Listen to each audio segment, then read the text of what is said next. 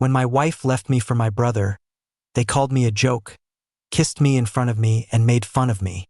I signed the divorce papers, laughing, but 2 weeks later, she was on my doorstep, betrayed, homeless, and begging like a dog. I never imagined that I would be sharing my life's drama on Reddit, but here I am. You're a worthless failure. A real man would satisfy me. 2 in the morning. We've been married for 7 years and have a modest 3-bedroom house. I drive a paid-off Honda, she has a Mazda, and we're still making payments on our debt. The first red flag appeared in February when Jessica started changing her phone password. We always knew each other's passwords out of convenience, so when she started turning it face down when I walked in and took it to the bathroom, I didn't think much of it. I'm Marcus, 34, and I thought I had a decent life until 3 weeks ago. She used to come home smelling like cologne twice a week instead of once a month, and when I brought it up, she called me, controlling me, and encouraged her to go out while I stayed at home playing Elden Ring. The sex stopped around March, and whenever I tried to start a conversation, she would have a headache or wasn't feeling well. I didn't push it, thinking we'd work it out. What should have alerted me was the fact that she wore the top I always complimented when my brother Elliot, 31, came over for monthly dinners. We weren't close as kids, but we got along as adults. Last month, Jessica suggested a Memorial Day cookout, so I took the day off to prepare while she ran errands, promising to be back by noon. At 11:30, I realized I needed propane, texted her, got no response, and called straight to voicemail. I went to get it myself because the hardware store is nearby. I felt happy with her spending extra time on makeup. Elliot was always the cool brother, played sports, dated attractive girls, and worked in sales with a minimum BMW. Jessica's Mazda was parked next to Elliot's BMW in front of room 118 at this old motel, one of those one-story buildings with doors opening to the parking lot. I sat there staring, and part of me wanted to kick the door down, but this strange calm took over. I took pictures of their cars and went home to wait. Jessica came back at 12:30, beaming, and told me about how she had run into a friend at Target. I just nodded and asked for assistance with the coolers. The cookout began at 2, and Elliot arrived at 230, blaming traffic. I watched them carefully, avoiding eye contact. After everyone had left, Jessica continued to give me strange looks as we cleaned in silence. When she finally asked what was wrong, I told her that I had seen her car at the motel next to Elliot's for 8 months. She didn't deny it. She admitted it for 8 months while I worked overtime for her vacation, took care of her during COVID, planned our anniversary, and played the perfect host while internally reinterpreting 7 years of memories with this new information. Refused, citing her name on the mortgage, so I packed my bag and went to my parents to give them evasive explanations about the issues. The following day, I met with a lawyer in our state's adultery matters in divorce proceedings, and I showed him the pictures of the car and the text messages from our shared iPad where they had irresponsibly synced her phone. 2 days later, Jessica wanted to meet at a coffee shop, and Elliot was with her arm around her shoulders, sparkling on her wrist the diamond tennis bracelet I had never purchased. They said they didn't mean for this to. Jessica couldn't help their feelings, so she offered to buy them a house, a car that I helped pay for, half of our savings, and our mutually agreed upon personal belongings. I refused, but she insisted that she had contributed equally to the house. Elliot tried mediating, saying that they wanted to start their lives without this burden. At that point, Jessica hissed, "You're a useless failure. A real man would satisfy me. Elliot gave me what you could never sign and let us be happy." I left, saying I'd see them in court in 3 days. When Jessica asked what was funny, I simply replied that it wasn't yet and continued to sign. 2 weeks ago, Jessica moved out while I was working, living in Elliot's small apartment, which he can hardly afford. They're posting a few selfies with heart emojis on Instagram, and I've been quietly planning and preparing the story, which is just getting started. Later, at my lawyer's office, they sat holding hands while signing the initial divorce papers. Elliot kissed her temple in front of me and the lawyers. It's been a month since Jessica left me for Elliot, and I appreciate everyone who left a comment on my last post. I didn't anticipate that response, so here's the update that many people requested. The first week was difficult. I hardly slept, lost my appetite, and binged on Ozark while ignoring friends' typical post-breakup stuff. However, on day 8, I woke up feeling lighter, as if my body had finally processed the fact that I was no longer with someone who didn't respect me. That morning, I discovered Jessica's old laptop in the spare room closet. She had upgraded to a MacBook last year, but kept this as a backup. She had been saving venues, dresses, and honeymoon destinations for 6 months while we were still married. The woman who claimed we couldn't afford to fix our leaking shower had bookmarked a $33,000 destination wedding package. Her Google Photos showed her at upscale restaurants wearing clothes I'd never seen before, and she had a folder called Wedding Ideas in her bookmarks. The timestamps shocked me. I turned it on just to make sure she had important files before wiping it off. I called my lawyer right away and spent that evening making a spreadsheet of her spending on designer clothes, weekend getaways, and a 900 bracelet. I saw a picture of them toasting with champagne in a hotel room 3 days after my birthday, and she claimed to be working late. In her Gmail, I discovered confirmation emails for credit card applications for 3 new cards in 4 months, all of which totaled over $177,000 in new debt that I was unaware of in our state, where debt acquired during marriage is joint responsibility unless proven otherwise. Elliot had always lived beyond his means, but I never realized how bad it was until I checked our mortgage documents. My friend Chris, who works with Elliot, texted me the following day to ask if we could meet for a beer at the bar.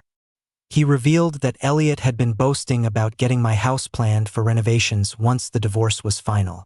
Chris also mentioned that Elliot had borrowed $2,000 from him 2 months ago, along with more from other coworkers, while his car payment was 2 months past due. I remembered my recent raise that Jessica was unaware of, and I had been directing the difference to a separate account in preparation for surprising her with a vacation the following morning.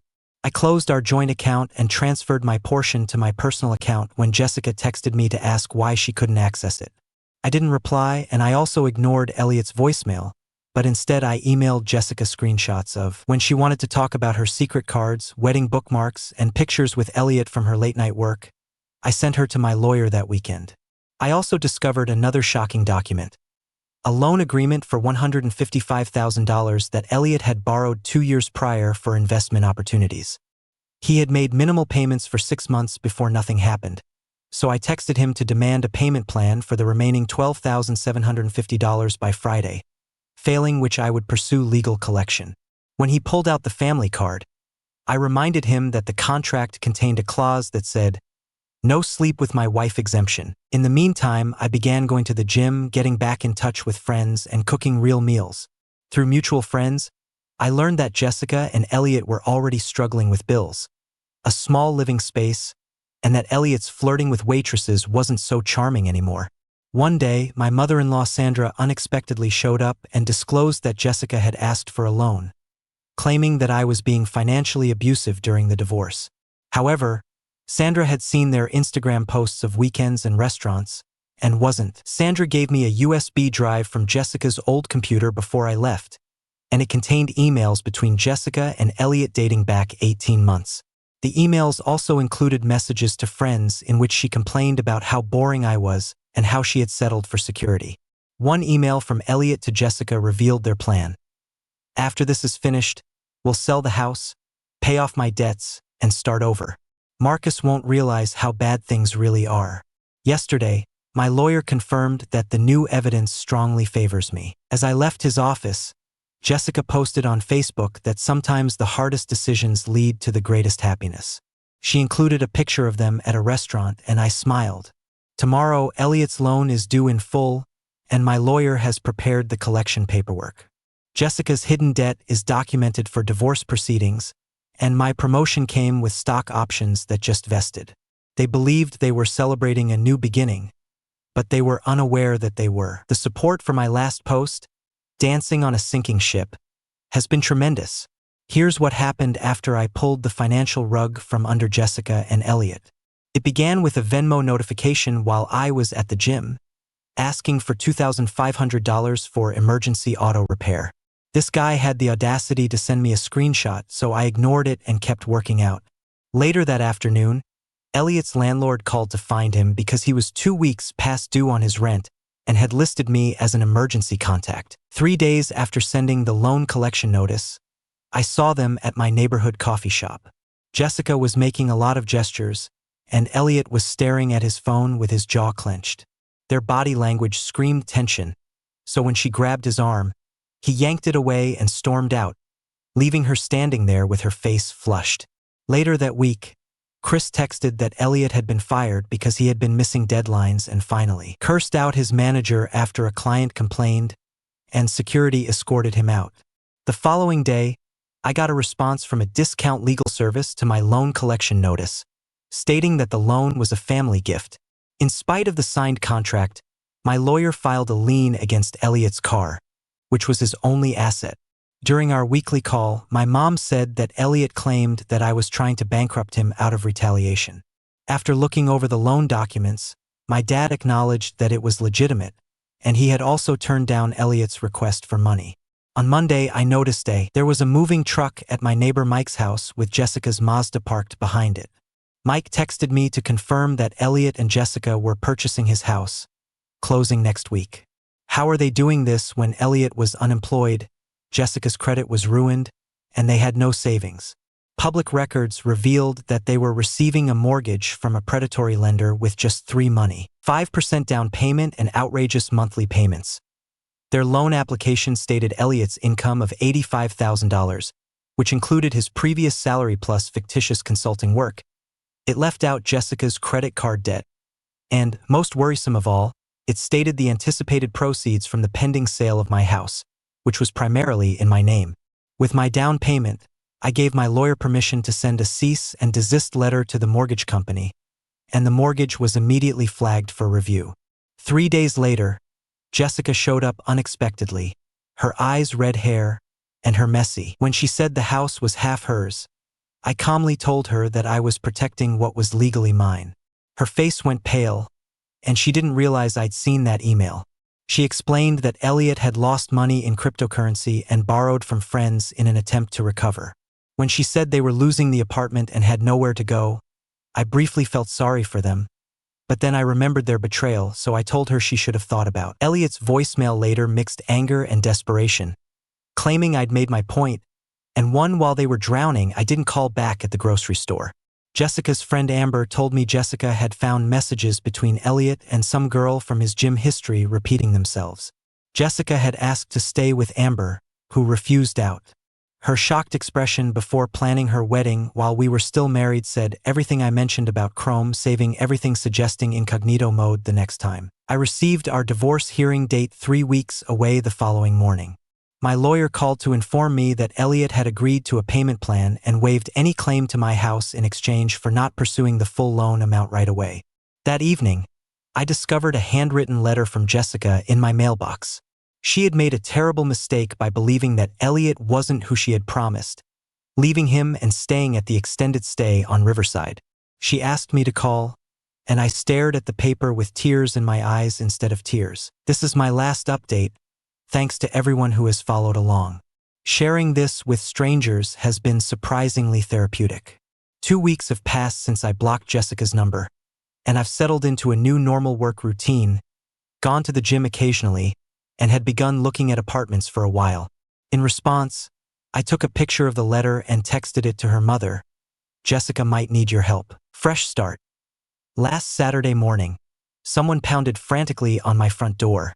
I checked my Ring camera and saw Jessica standing there, looking nothing like her normal self-presentable self, with unwashed hair, a baggy hoodie, and a duffel bag at her feet. I opened the door but blocked the entrance, and she begged for 5 minutes, saying she had nowhere to go. I let her in only to avoid causing trouble in the neighborhood, making it obvious that she didn't have much time.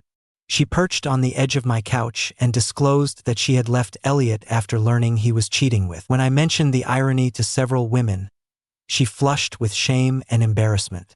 Her story quickly came to light. Elliot's fake job prospects, lies about his parents selling her car without her consent for a down payment, and the fact that the money actually went to gambling debts were the last straw. When I suggested reporting him for identity theft, she explained that she couldn't prove she hadn't approved it because they lived together and the police would view it as a domestic abuse. Her request for a place to stay in my spare room for a week or 2 was predictable, so I declined it right away. She accused me of taking pleasure in her misery, but I insisted that I was only establishing boundaries and not accountable for cleaning up her own mess. As she left, she gave me a backhanded compliment. Elliot had told her that I was uninteresting and deceptive, but he was mistaken. I was the one with a backbone. 3 hours later, Elliot appeared looking even worse, with unshaven, bloodshot eyes, and the same wrinkled polo from his Instagram post days earlier. Demanded to know what Jessica had told me, claiming that she was lying and that she had destroyed everything. He attempted to place all the blame on her, saying that she had maxed out his cards, pressured him into purchasing a home they couldn't afford, and expected him to lead a lifestyle he couldn't afford. I pointed out that it sounded exactly like what she had done during our marriage, which seemed to surprise him. When he asked to come inside, I declined, and his friendly demeanor fell as he reminded me that we were brothers and that brothers don't sleep with each other's wives. He brought up Jessica's complaints about me being boring in bed and existing instead of living, to which I replied that she had stayed for 7 years until she felt a better option came along. This pushed him over the edge, and I slammed the door as he pounded on it and shouted before finally leaving. I called the non-emergency police line to record the incident, and the following day, Jessica texted me from a different number, asking me. I didn't reply, so she texted me again. When I reminded her about Friday's divorce hearing, she acknowledged that she could no longer afford a lawyer and would represent herself. As I was leaving, she grabbed my arm and asked, "What happened to the kind person I used to be?" I explained that she had pawned her wedding ring for a motel room after Elliot gambled everything away and that they were both homeless. I blocked that number as well. At Friday's hearing, Jessica sat by herself and borrowed clothes while I wore my best suit. The judge swiftly reviewed our case and denied her support request, citing her documented misconduct and the affair. The divorce was granted with the house and retirement accounts remaining mine, but on that evening, my lawyer told me that Jessica had filed for emergency spousal support, claiming financial hardship. He assured me it wouldn't work given the evidence against her personal belongings and responsibility for her secret credit cards. If her claims were true, the judge suggested that she file identity theft charges against Elliot. Outside the courthouse, Jessica came up to me one last time. Her eyes were clear, and her voice was steady. She said, "I made the biggest mistake of my life," adding, "Not just the affair." I nodded, but she said, "Nothing, is there any chance?" She started, but I interrupted, so she nodded slowly. "I understand, and I hope you find what you're looking for." I said, "Looking for Jessica," and left. That was 2 months ago. I sold the house and moved into a condo downtown. I've been seeing someone new. Nothing serious yet, just coffee dates and conversations. I've heard that Jessica moved back in with her parents, and Elliot left town after his car was repossessed.